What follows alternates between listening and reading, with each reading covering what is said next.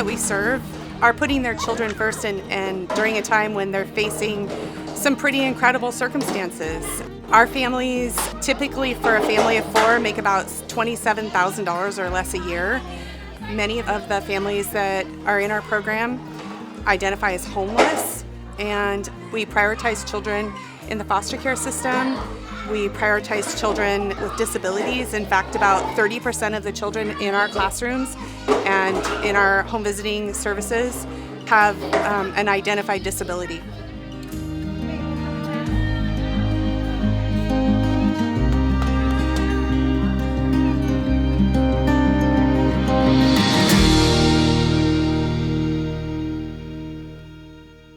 A friend said, well, you need to call Head Start, Mary, because your daughter needs preschool and you need a break.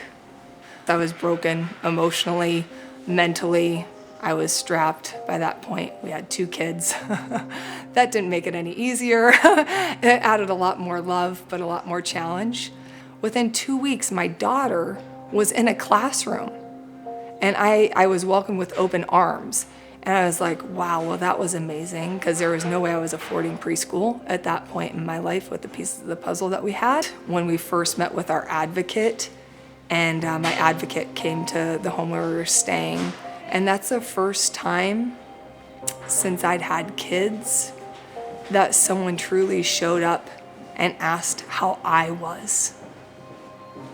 And that's when the floodgates opened, and I was like, well, no, I'm not okay. I'm 4 years into this parent thing, been trying to do it all and keep the family afloat and a marriage together and raise healthy kids, and I'm not okay.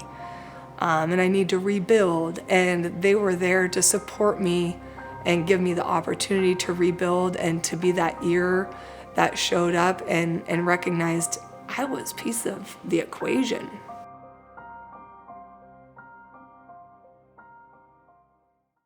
Showing them that they're important, that however they had their childhood, however they grew up, or whatever the family's history was, that they have the power to change it. Just providing that supportive system from our classrooms to our family advocates to everything we do, and giving them that voice, like showing them that they're important. They have that power to be able to make those changes. The beauty about the work that we do is that we have a multi-generational approach. So we work with a child, but we also work with the entire family. Head Start is our largest program. Head Start is the program that serves children ages 3 to 5. It's really focused on school readiness. Most people are familiar with the classrooms where our children learn and grow. Those classrooms are really built around the importance of play in the early childhood setting. So we structure play throughout the day, really purposeful play to promote development in children. And my biggest goal for them is that they are able to regulate themselves, be in a classroom with other people, be part of the group, be able to share space and toys and materials. Without the social-emotional abilities that they need, the abilities to know their feelings, to name their feelings, to handle these big feelings, because we all have them. Things don't go the way we want to all the time. Kids need to be able to do that and feel comfortable in order to learn anything else. We're promoting school readiness both in our classrooms but also in the home visiting services that we provide. Both Early Head Start and Head Start have home visiting pieces. So every family receives home visits, and that's where we really talk to the families about the development of their child. Our third program is Healthy Families, and that's a home visiting program. Really focus on attachment between the caregiver and the child. We tend to work with actually anybody who just feels like this time in their life they might need some more support and empowerment with the children that they have. As soon as we start doing home visiting, we kind of become a part of the family, and they look forward to us coming to talk, debrief, just let us know what kind of wins they've had or what kind of downs they've had. And our job is to just come in, help them listen, talk, but most importantly, help them find the strengths that they already have that they might not see. So people come thinking they're getting support for their children, and they do, and then they quickly learn that there are really savvy staff and advocates that are looking out for other basic needs. Well, you've got families that are working multiple jobs. You have families who are coming out of addiction. You have families that are in addiction. You have families that are experiencing homelessness or living with extended family because there isn't another option.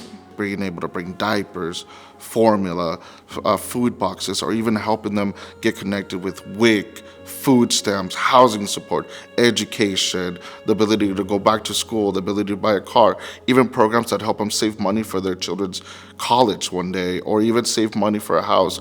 We do it all and we see it all, and it's out there, and sometimes families just need the assistance to be able to get connected to it.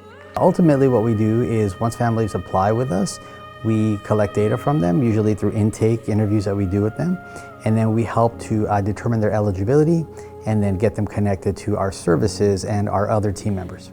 You know, we want to take all the hard work out of it for families. We talk about our services, we invite them in, we look at their eligibility, and then that helps us kind of steer them in the direction where, you know, we know what they're eligible for, and if they're eligible for more than one program, it's going to be based on what they feel is going to be better for them. People come to ClackCoKids for services for their children. They think a preschool, daycare, more or less, for the little ones now. And they end up not leaving, but staying and growing with so much more because there's a full staff on site that's looking out for their other needs. And at ClackCoKids, you have one person point of contact specifically that helps you get in touch and receive the resources that you need to help raise up the family across the board, not just this one part.